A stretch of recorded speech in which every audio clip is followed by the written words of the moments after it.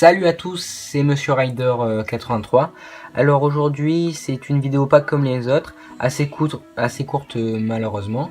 Donc aujourd'hui je vais vous présenter avec quel matériel je filme mes sorties en VTT et aussi comment je les fixe sur quel support.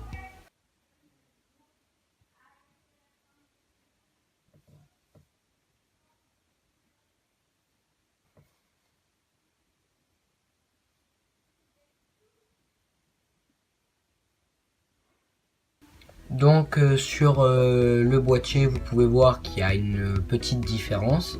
Par contre à l'arrière j'ai changé, comme vous pouvez le voir, l'arrière. Celui-ci il est étanche, celui-ci ne l'est pas, mais j'ai le petit embout qui va avec. Comme ça, avec celle-ci vous pouvez entendre ce que je dis, qu'avec l'autre non. Donc en plus de ces GoPro, j'ai voilà le matériel que j'utilise. Donc ça c'est deux stickers que j'ai sur mon casque. Alors celui-ci c'est pour le coller sur du plat et celui-ci plutôt sur un bord arrondi comme le casque. Ensuite pour mettre la GoPro sur le casque, la fixer en gros, j'utilise ces plusieurs parties. Alors je les ai pas pris chez GoPro, celle-ci je les ai pris chez Boulanger, car c'est pas un placement de produit hein, mais c'est juste pour vous dire que celles-ci elles sont beaucoup moins chères et c'est la même chose, car celle-ci ça m'a coûté une vingtaine d'euros, que les autres elles coûtent 30 euros. Bon, donc après pour fixer la GoPro au casque j'utilise ce petit boîtier, enfin ce petit objet. Donc en fait il se fixe l'un à l'un et après on a juste à fixer la GoPro sur la partie du casque comme celle-ci. Attendez, je vous montre. Hop, voilà.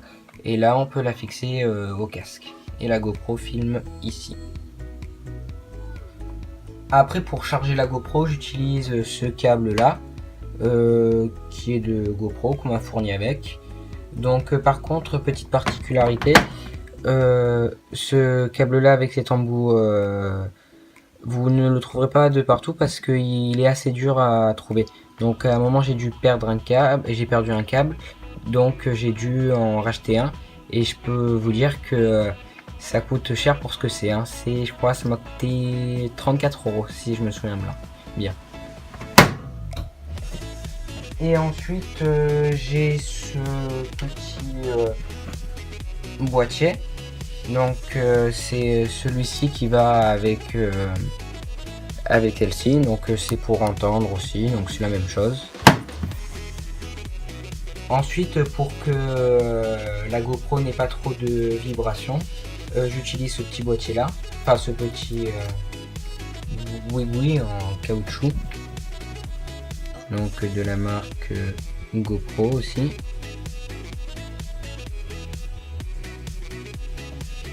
Et après si je veux la tourner par exemple à 350 degrés, j'utilise ce boîtier là, que en fait ça pivote grâce à ce micro là.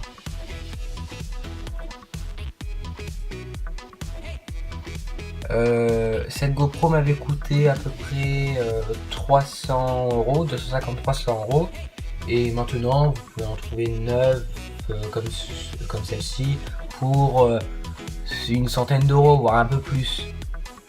Et par contre pour la Hero 3, donc celle-ci, elle m'avait coûté je crois 200 euros, elle m'avait pas coûté très cher, et maintenant celle-ci pour une centaine d'euros, voire moins de 100 euros, vous pouvez en avoir une. Bon, maintenant comment elles fonctionnent ces GoPro? Donc on les allume ici. Alors là on est sur mode vidéo comme vous pouvez le voir, et quand j'appuie sur le bouton, là c'est 1080, là c'est 960 par 60, donc on voit la qualité de la vidéo. On clique, c'est sur photo. Même je regardais le temps, C'est la même chose, pourtant celle-ci, elle est de seconde génération que celle-ci, non. Après là, on est sur Rafale, en 10 mégapixels. Là, on est sur photo retardée, donc de 0,5 secondes et de celle-ci de 60 secondes. Bon, c'est énorme. Là, c'est les réglages. Et là, on revient à la vidéo. Donc voilà, ben, c'était la présentation de ces deux GoPro. J'espère qu'elle vous aura plu. Et moi, je vous dis dans une prochaine vidéo. Allez, ciao!